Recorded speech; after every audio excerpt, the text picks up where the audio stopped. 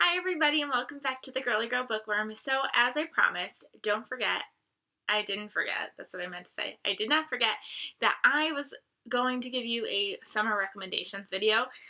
I don't have summer for a very long time. My kids aren't done, well, not my kids. My students aren't done with me until the 20th, which is next Wednesday. But then I go until the 25th as a teacher because our contract hours, and then I decided to sign up for curriculum work, so I'm not done until the 29th of June.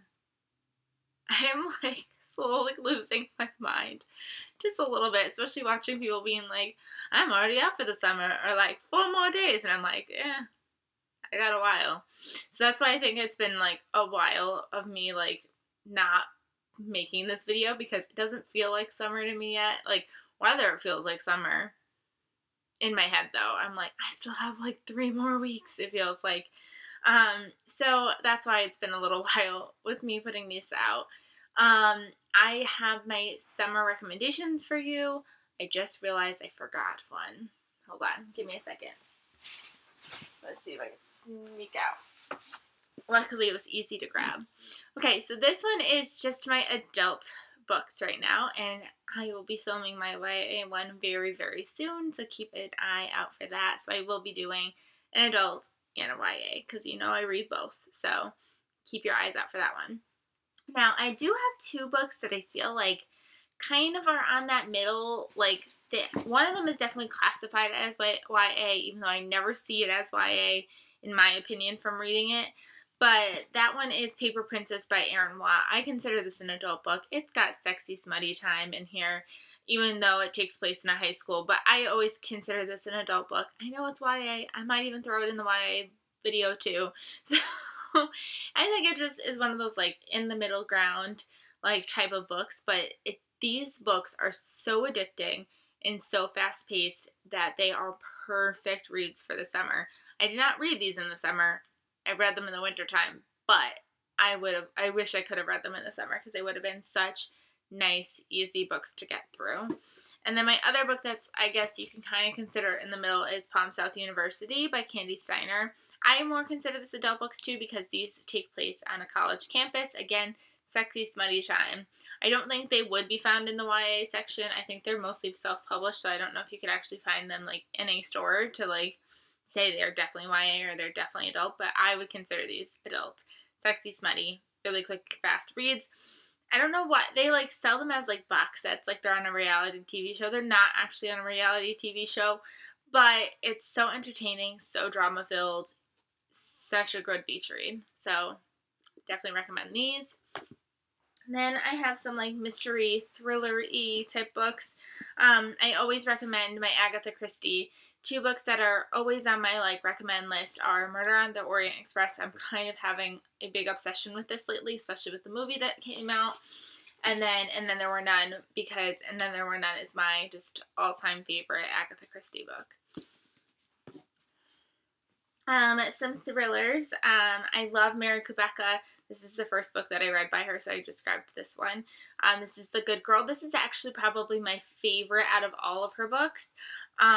There's only one that I haven't read, which is Every Last Lie. I think it's her last book that just recently came out. I've been waiting for it to come out in paperback, because the rest of mine that I have are in paperback. But definitely recommend her. Suspenseful, thriller, kind of make you think. So those I always, because I don't know, I just feel like there's still people in the world who have not read this, but I always recommend Gone Girl by Gillian Flynn.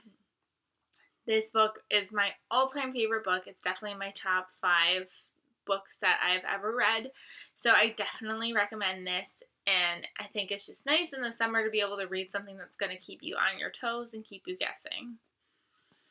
I then also have been recommending to people The Couple Next Door by Sherry LaPena. A lot of my friends have been asking me, hey, what should I read this summer? And I have definitely been recommending this one, because this thriller is just really quick, really fast-paced, and you can get through it very easily.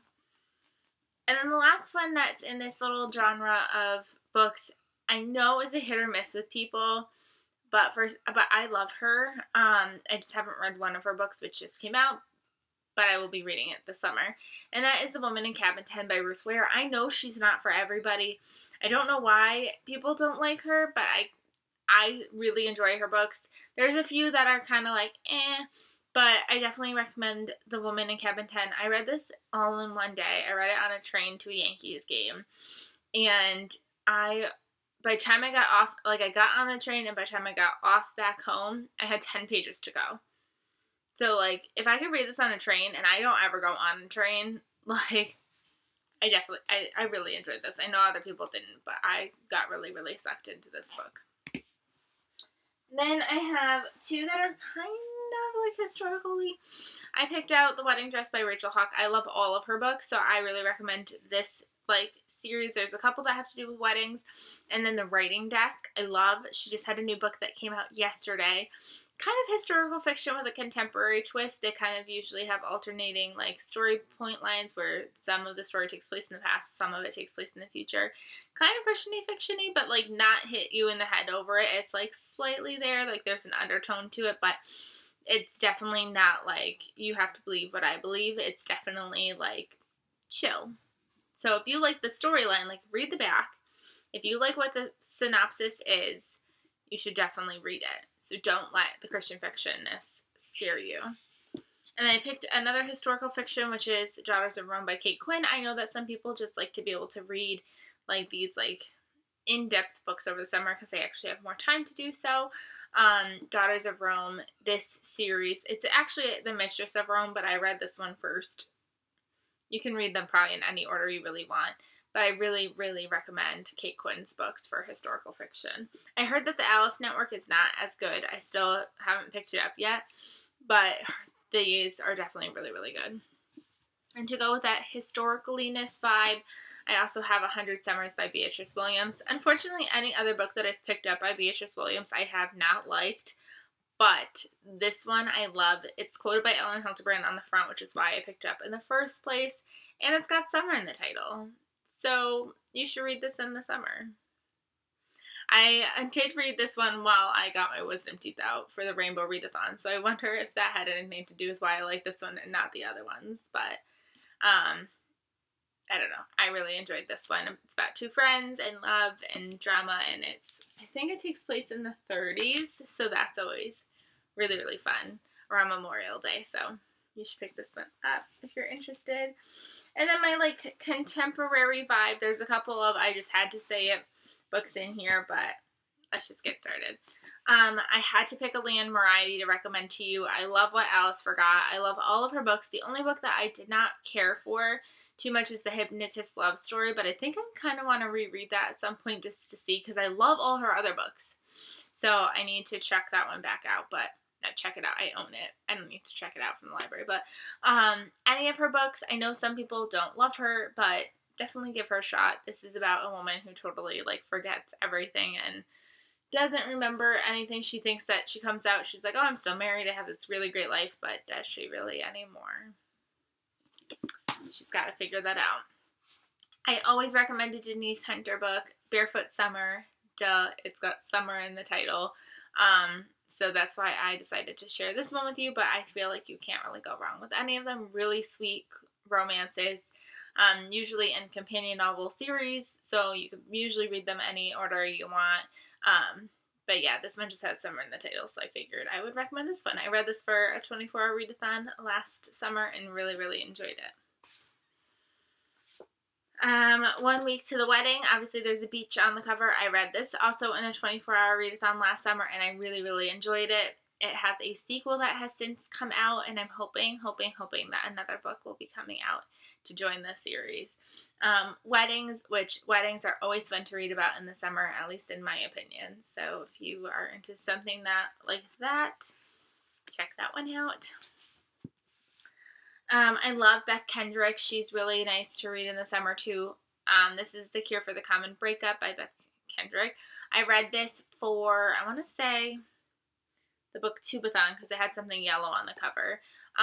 But her books, these are kind of like how to get yourself out of a rut or like a breakup or like something that's just like down. When you're down on your luck, you go to this place why can't I say what it's called now? Black Dog Bay, and like you kind of rediscover yourself and rediscover love and things like that, and they're really good, really fast. Searching for Someday by Jennifer Popes. I love all of Jennifer Popes' books. I know her first series, the Marriage to a Billionaire series, is kind of a hit or miss with people, but Searching for series and on, I feel like are really solid books. Not saying that the other ones aren't. I like them too, but I feel like I've found that I love the Searching for series so much more than the Marriage to a Billionaire series. So it's up to you. Take your pick. Read what you like. But yeah, this one has to do with like a matchmaking service, and it's really fun. This book, I love Debbie McComber, if you didn't know that. This is the book that started it all for me. I got this book at Borders, back when Borders existed. This is called Hannah's List. This will probably make you cry. It's about a man who has just recently been widowed, and he finds this list from his wife with 3 women that she would like to have him try because she wants him to move on. She wants him to have a really good life. And I really enjoy this book. This is what set me off for loving Debbie McComber forever. So definitely get your tissues, but definitely a nice little late summer read. I had to put Nicholas Sparks in here because that's when everybody, I feel like, reads Nicholas Sparks. And I'm going to show you The Guardian because this is one of my favorites. I love The Guardian and The Bend in the Road. Those are my top 2 favorite Nicholas Sparks books. So definitely check him out. I know he's not for everybody as well, but if you like Nicholas Sparks and you haven't gotten to all of his books yet, these 2 are definitely worth checking out. Last 3 books. I've got One True Loves by Taylor Jenkins Reid. I know that she's been going everywhere right now with The 7 Husbands of Evelyn Hugo, but definitely I love everything she's written. The only one I wasn't crazy about was Forever Interrupted. It was a little bit slow, and maybe in A Little Life I wanted a little bit of a different ending.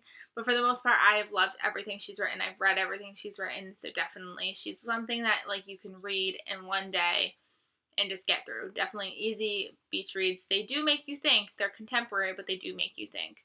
So definitely recommend her. You know it wouldn't be a recommendations video without Diane Chamberlain in there. This is The Good Father. I've read everything she's read. Almost every single book I've read by her is a 4 or 5 stars. So she's got contemporary with, again, something that makes you think. Sometimes a little bit of a thriller element in there. Some of her books have some historical fiction in them. Some of them take place in current time. So she's got something for everybody. So definitely check her out. I feel like an old lady. She just posted on her Facebook like, hey guys, like I'm really interested to find out how old my followers are. / I've heard that young people don't like use Facebook anymore. And everybody was like, I'm 50, I'm 60, I'm this. And I'm like 27. And it was like, I was the only like 20 something year old. But I don't know if that's just because nobody's using Facebook anymore or what, but definitely check her out. She's not just for old people. And then my last recommendation is, it also would not be a summer recommendation without some Ellen Hildebrand. Every book she writes takes place on Nantucket. I wouldn't recommend reading the Winter Street ones because they obviously have the title Winter in them. So I wouldn't recommend reading those in the summer, but definitely check out all her other ones. They take place in Nantucket. Not all of hers are winners, I will give you that. I know that I'm not crazy about all of her books. There's a couple that I've given 3 stars, but definitely check her out if you're interested. And I would always say, like, give her more than one book chance. So, like, try one, and if you don't necessarily love it, try another one. She has a book coming out next Tuesday. So if you just want to wait for that one, I'm definitely going to read that one this summer. I already have it pre-ordered. So definitely check her out as well. So those are all the adult books that I will be recommending to you today. I hope you found something that you might be interested in reading. And like I said, keep your eyes peeled for a YA version of this. I have a whole bunch of YA books that I would love to recommend to you as well. And I hope you guys have a fantastic summer. I cannot wait for summer to begin.